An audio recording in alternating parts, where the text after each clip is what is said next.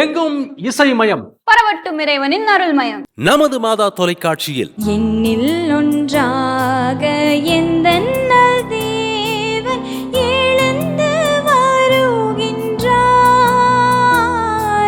தாய் போல தேற்றி தந்தை போல ஆற்றி தோல் மீது சுமந்திரே என் ஏசையா.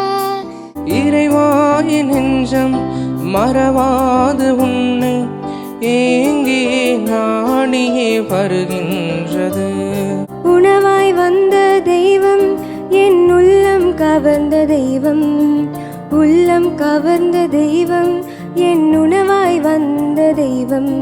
கண்ணை மூடினேன் உன்னை தேடினேன், என் மனதின் கோயிலிலே உன்முகம் கண்டேன்.